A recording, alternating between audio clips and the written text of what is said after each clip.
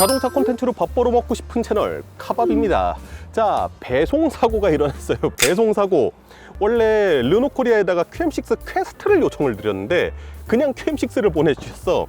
그래서 뭐 보내주셨으면 보내주신 대로 해야죠. 어떡하겠어요. 그래서 오늘 시승할 차량은 QM6 LP 모델입니다. QM6 2016년 가을께쯤에 처음으로 출시가 됐어요. 횟수로 치면 7년 차가 되는 모델인데 7년이면 사실 풀체인지가 될 시기가 지났거든요. 근데 지금 르노코리아의 상황이 좀 복잡다단하죠. 원래는 르노가 이 자동차 회사 중에서는 거의 100%의 지분을 가지고 있었는데 이 지분을 또 지리자동차와 함께 얼마 전에 나눠 가졌단 말이에요.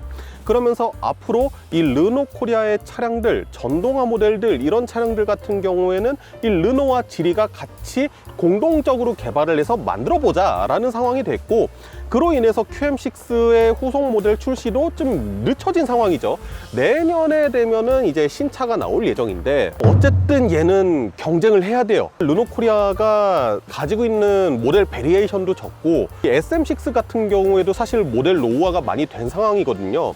이런 상황에서 어쨌든 한 푼이라도 더 벌어야 되는 거 아니에요, 이 차가. 그런 연유로 인해서 사실 내년이면 단종될 차량에 이렇게 투자를 해가지고 페이스리프트를 진행하는 경우는 흔치 않은 것 같은데, 그럼에도 불구하고 르노코리아는 이 QM6에 대해서 2차 페이스리프트를 단행을 했습니다. 사실 첫 번째 페이스리프트 때는 그렇게 큰 변화는 없었어요. 그냥 화장을 조금 고쳤다 정도의 느낌이었는데, 이번 2차 페이스리프트 때는 그릴이 헤드램프 밑단서부터 해서 좀 와이드하게 확장시킨 그런 이미지를 가지고 있죠.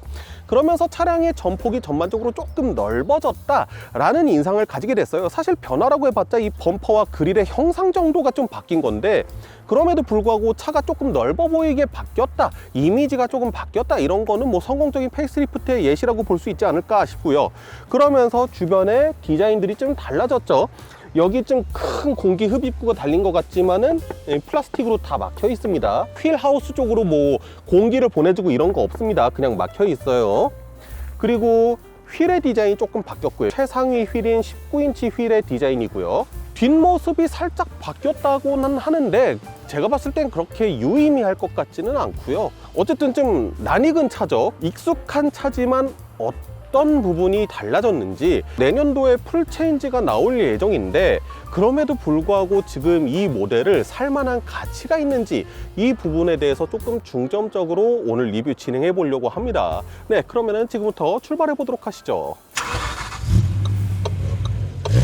우리 흔하게 볼 수 있는 QM6의 인테리어잖아요. 실내에도 그렇게 큰 변화는 없습니다. 뭐 계기판도 익숙한 이런 계기판 들어가져 있고, 가장 큰 변화는 이 인포테인먼트 S링크가 빠지고 자체에 이런 인포테인먼트 화면이 들어갔다라는 게 상당히 큰 변화라고 하더라고요. 그래서 이전 모델 같은 때는 터치의 반응이라든가 이런 것들이 상당히 느렸다고 하는데, 지금 보면은 이런 터치 방식 상당히 자연스럽고 부드럽거든요. 볼보가 이 티맵하고 같이 연계돼 가지고 상당히 많은 기능들 들어가 있었잖아요. 누구라든가 뭐 이제 그런 기능들을 이제 QM6에서도 만날 수 있습니다. 누구를 누른 다음에 카라의 When I Move 재생해줘. 지금은 1분만 들려드릴게요. 근데 이제 플로어에 좀 가입을 해야 된다고 하네요. 이거는 이뿐만 아니라 보면은 되게 다양한 기능들이 있더라고요. 예를 들어서 3세대 X1 S드라이브 20i입니다. 차량의 인포테인먼트 화면을 통해서 유튜브 시청도 가능하고요. 해상도는 조금 떨어지는 편이긴 해요. 이게 좀 신기하더라고요. 태진하고 같이 협업해서 만든 것 같은데, 실제로 부른 게 인식이 되나? 생각이 이렇게 노래방 기능까지 제공이 됩니다. 근데 유의해야 될 점은 스마트폰으로 핫스팟을 터트려야지 이 핸드폰의 데이터를 통해서 이게 연결이 되는 거예요. 이거를 끄잖아요. 그러면은 오프라인 티맵으로 전환되고 누구 역시 사용할 수 없다고 나와 있죠. 다양한 기능들을 담았는데 지금 현재로서는 반쪽짜리 기능이라고 볼 수 있어요. 제가 봤을 때 이거는 지금 이 모델을 위해서가 아니라 이 다음 세대의 르노코리아의 차량들, 이 다음 세대의 QM6에 가서 완벽하게 최적화가 될 것 같거든요. 지금은 그거를 위한 약간의 테스트 베드라고 저는 이제 좀 추측을 할 수 있을 것 같은데, 그래서 어쨌든 뭐 이런 기능들이 들어간다라는 점을 말씀을 드릴 수 있을 것 같아요. 그리고 이번에 새롭게 추가된 게 그린 색상의 이런 가죽 시트인데, 최근에 현대차도 그렇고 이런 그린 색상의 가죽 시트들 많이 쓰잖아요. 이 역시 친환경 소재를 바탕으로 만든 친환경 가죽 시트라고 해요. 실내가 지금 블랙 색상의 인테리어잖아요. 이 색상의 인테리어하고 생각보다 제법 잘 어울리는 느낌이 있습니다. 사실 요즘에 C세그먼트 SUV들 뭐 스포티지라든가 이런 차량들이 부쩍 커지면서 이 QM6의 크기를 따라잡았어요. 그래서 처음에는 D세그먼트로 나왔던 QM6가 조금은 애매하게 된 상황이긴 한데, 그럼에도 불구하고 이제 C세그먼트 스포티지나 이런 차량들보다 좋은 거는, 소재는 그래도 조금 스포티지나 이런 것보다는 고급의 소재가 쓰였습니다. 이런데 우레탄 폼 들어갔고요.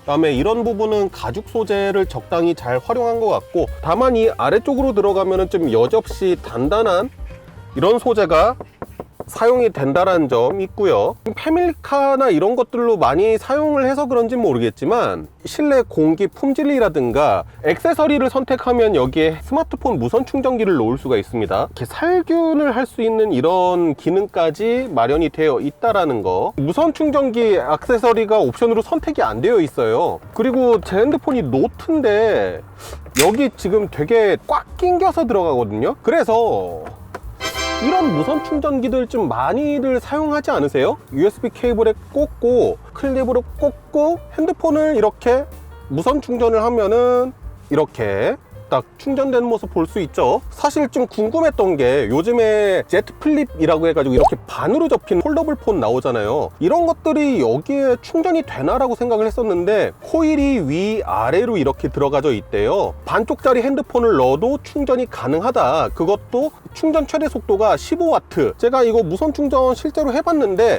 상당히 괜찮더라고요, 성능이. 네, 광고입니다. 광고예요.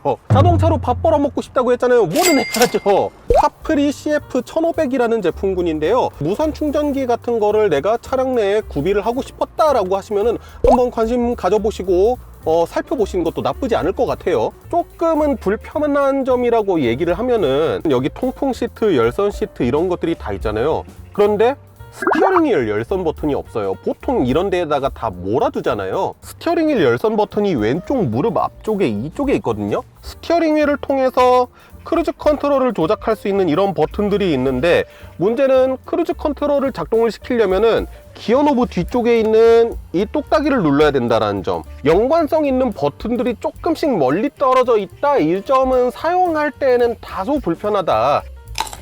제가 요 근래 타본 차량들의 2열 시트 중에서 제일 푹신푹신한 느낌 들거든요. 조금만 과장을 보태면 약간 소파에 앉는 듯한 느낌이 들 정도로 푹신하고 안락한 느낌을 가지고 있습니다. 아무래도 패밀리카로서의 장점으로서 좀 부각된 부분이 하나 있을 것 같고요. 공간으로 보면은 레그룸은 거의 주먹 2개, 발 아래 공간 부분도 충분히 널널하거든요. 역시나 시트는 제일 밑으로 내려놓은 상태입니다. 허벅지 있는 부분이 조금 튀어나와 있어요. 그래서 허벅지 부분도 남지 않는다, 상당히 견고하게 잘 받쳐준다라는 느낌이 있고요. 머리 위로 주먹이 하나가 충분히 들어가거든요. 제법 괜찮은 공간을 내준다라고 얘기를 드릴 수 있을 것 같고, 시트 리클라이닝이 지원이 되는데 딱 2단계로만 조정이 된다. 그래서 지금 제가 제일 세워져 있는 상태에서 앉은 건데, 제일 세운 상태에서 앉았을 때도 사실 그렇게 불편함은 없거든요. 시트 이 어깨 너머 쪽에 있거든요.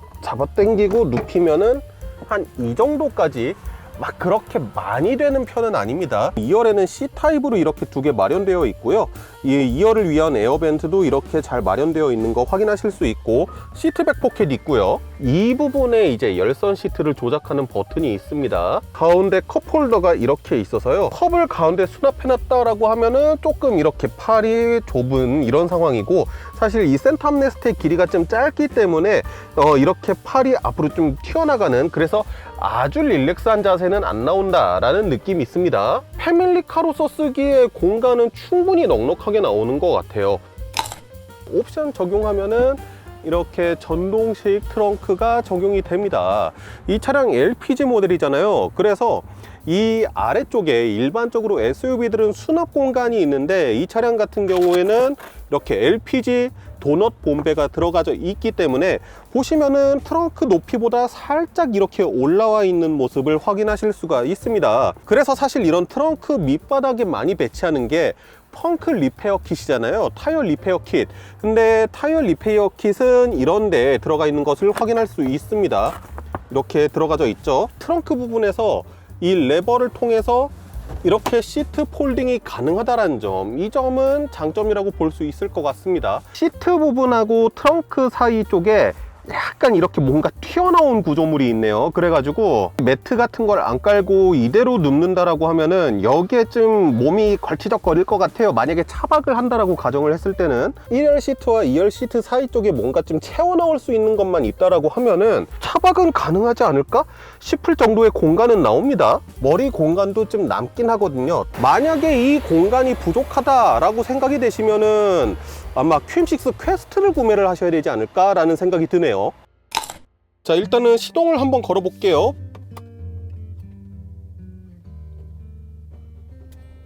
시동이 바로 안 걸리고 한 2초, 3초 정도 있다가 걸리는 걸 확인할 수 있는데, 이거는 이전에 QM6 LP 모델도 동일했습니다. 이 차량에 어라운드 뷰가 들어가져 있는데, 우리가 일반적으로 아는 어라운드 뷰는 전면, 후면, 양 측면에 카메라가 하나씩 달려 있어서 그 카메라에 비춰주는 상을 가지고 이렇게 주변을 둘러보는 거잖아요. 이 QM6에 달린 어라운드 뷰의 기능은 조금은 색다릅니다. 후진을 한다고 치면요, 지금 이것만 봐서는 딱히 뭐가 어라운드 뷰인지 잘 모르시겠죠. 센서만 있고. 근데 이 모니터를 잘 보시면요, 후진을 하면은요 이렇게 그 잔상이 그대로 남아요. 후방 카메라에 찍혀있던 그 데이터를 기반으로 해가지고 이렇게 잔상이 남는 스타일이거든요. 일단 이 차량에 들어간 파워트레인 2.0L 4기통 LPG 엔진이죠. 자연흡기 엔진입니다. 거기에다가 CVT 미션이 맞물려져 있는 세팅인데, 이 CVT 미션을 토크 컨버터 방식의 오토매틱 미션처럼 단수를 좀 쪼개놓은 듯한 느낌을 인위적으로 넣었다라고 말씀을 드릴 수 있을 것 같아요. 평가들을 보니까 그 이전에 출시되었던 QM6 LPG 모델에 비해서는 초반 가속력이 조금 좋아졌다, 이런 얘기들을 많이 하시더라고요. 신호가 걸려서 출발을 하면은 거의 2500rpm까지 붕 뜨면서 초반에 rpm을 싹 높게 올리는 걸 볼 수 있죠. 그러면서 스타트가 상당히 가뿐하게 치고 나가는 느낌이 있어요. 근데 보면은 rpm이 바로 죽거든요. 다시 한번 보여드릴게요. 바로 죽죠. 그래서 이런 세팅을 통해서 아마 초반에 가속력이라든가 좀 그런 것들을 높게 만든 게 아닐까라고 예상을 해볼 수 있을 것 같아요. 도심에서는 뭐 보통 시속 제로에서 많으면 70, 한 그 정도까지 쓰는 경우가 태반이잖아요. 내가 이 차량을 추월을 해야 되겠다라고 맘먹고 가속을 좀 세게 하는 경우가 아니면은 웬만해서는 크게 답답할 일 없이, 아니 답답할 일이 없다기보다는 크게 문제된다는 생각 없이 주행할 수 있을 정도로 준수한 느낌의 성능을 내주거든요. 사실 이 QM6 LPG가 어떻게 보면은 상당한 가지치기 모델이거든요. SM6 LPG 모델에 있던 거를 거의 그대로 이식한 그런 시스템이었어요. LPG 엔진이 사실 성능이 같은 배기량의 가솔린 대비해서도 떨어지잖아요. 최고 출력이 140마력이고 최대 토크가 20kg 포스미터가 채 안 돼요. 19.7kg 포스미터인데 그것도 3000rpm이 넘어서 나오거든요.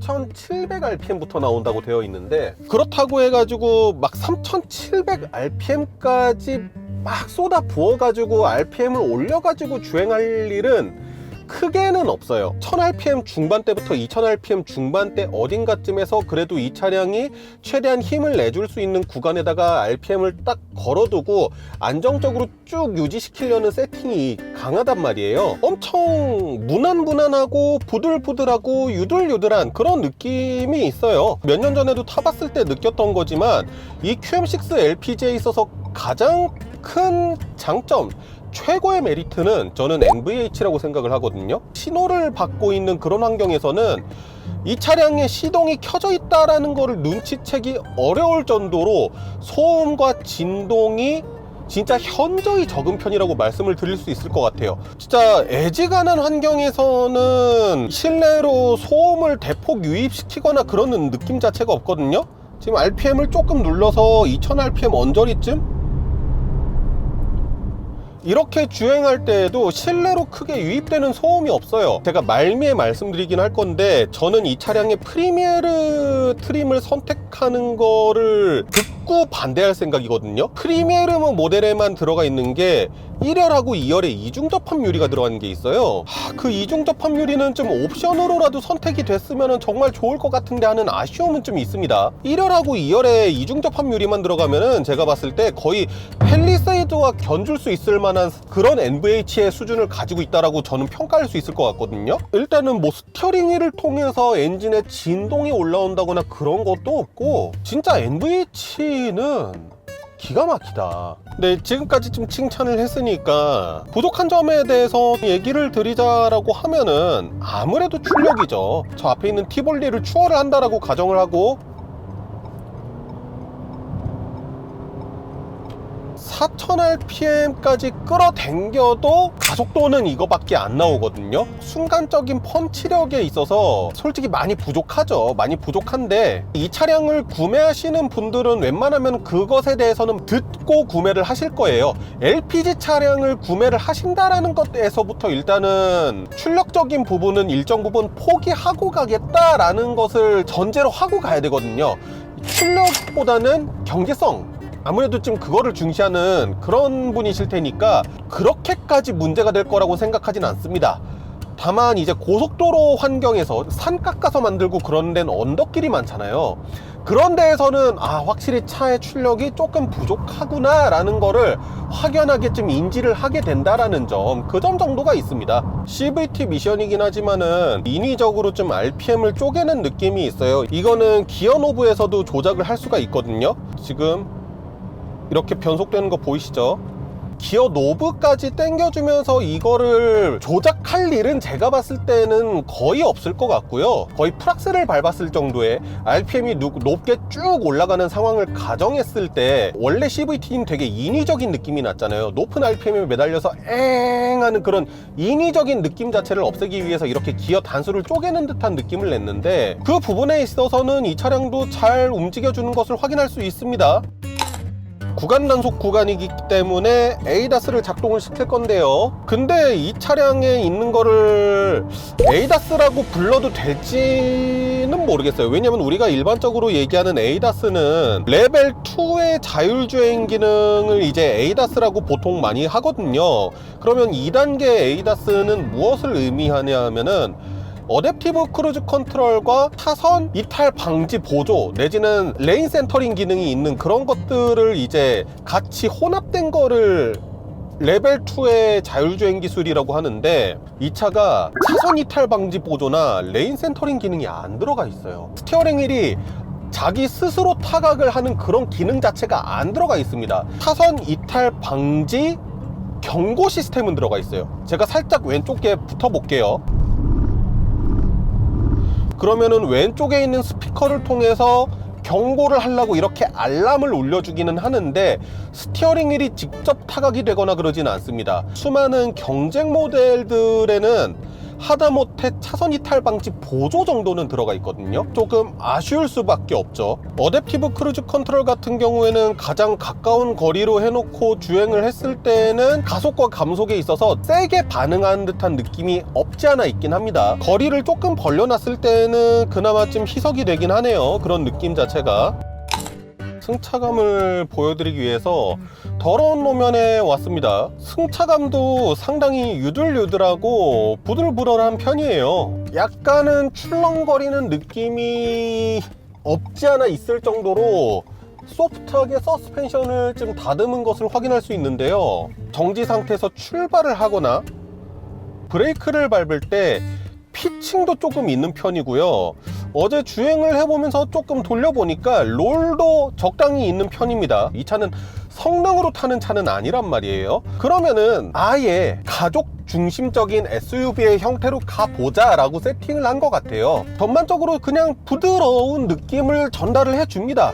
지금도 약간 살짝 출렁하는 느낌이 있고요. 지금 이렇게 반갈죽 되게 거친 아스팔트와 일반적인 아스팔트가 있는 이런 노면을 주행할 때에도 안 좋은 노면을 통해서 올라오는 진동이 다른 차들에 비해서는 조금 적은 듯한 느낌이 있거든요. 이 차량이 어쨌든 간에 2천만 원대부터 스타팅을 하는 SUV이기 때문에 부드러운 승차감을 내주긴 하지만 그렇다고 해서 아주 고급스러운 승차감을 내주는 건 아닙니다. 그래서 약간 극한의 상황, 되게 안 좋은 노면이라든가 아니면은 높은 속도에서 뭔가를 넘는다거나 하는 그런 상황, 아니면은 포트홀이라든가 좀 그런 급격한 충격을 만나거나 그런 급격한 범핑 상황에 놓였을 때에는 조금은 안 좋은 승차감을 보여주기도 합니다. 우리가 D세그먼트까지 가면은 이보다 조금 더 고급스럽고 부들부들한 승차감 갖고 있는 차들이 있는데, 크기로 따졌을 때는 어쨌든 C세그먼트 SUV와 봐야 되니까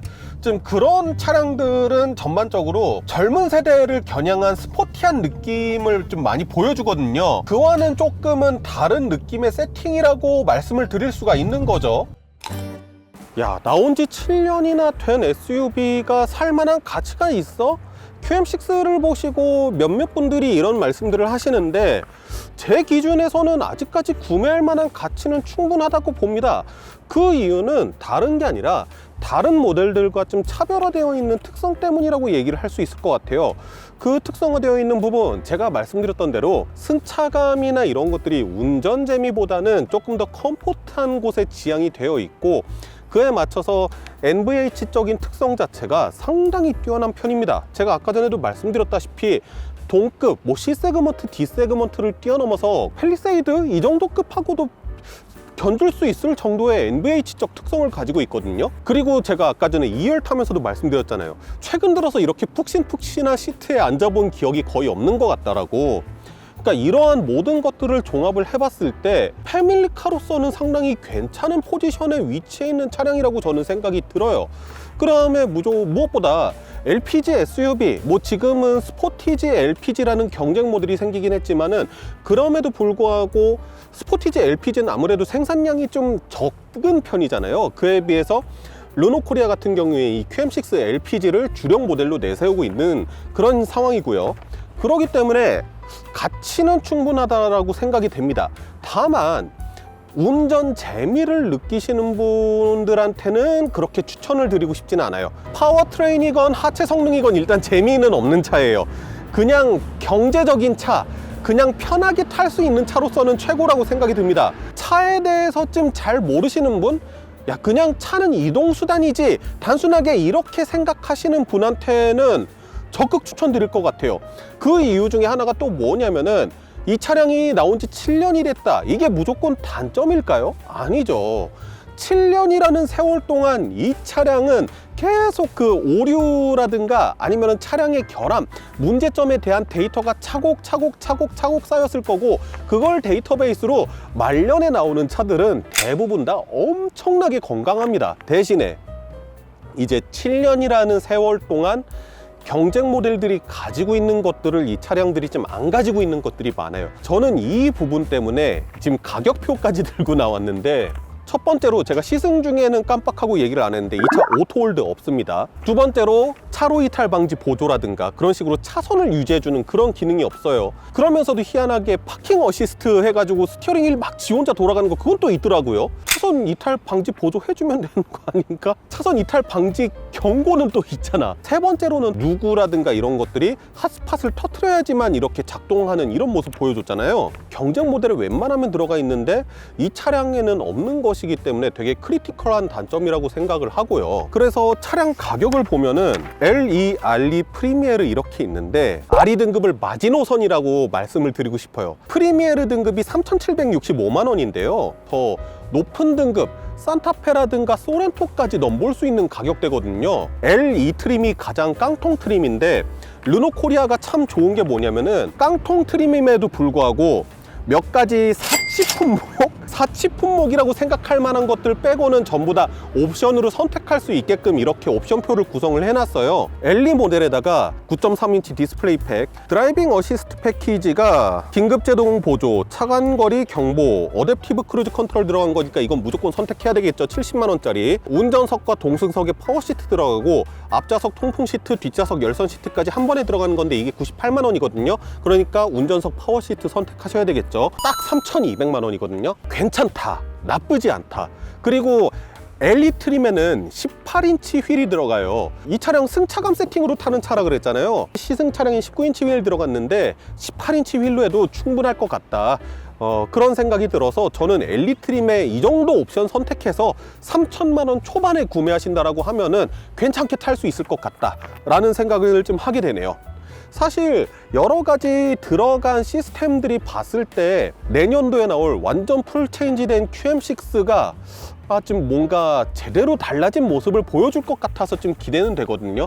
특히 그 반쪽짜리라고 제가 계속 말씀은 드리고 있는데 차량이 통신을 시작하게 되면은 그냥 차량 내에서 내가 즐길 수 있는 거잖아요. 그렇게 되면은 매력적인 인포테인먼트 시스템이 들어가는 거거든요. QM6 퀘스트를 시승을 하려고 했는데 어쩌다 보니까 이 차량을 시승을 했어요. 그런데 나쁘지는 않았던 그런 시승이었던 것 같고요. 자동차 콘텐츠로 밥 먹는 시간이 올 때까지 열심히 달려보도록 하겠습니다. 카바베 권혁지 PD였습니다. 감사합니다.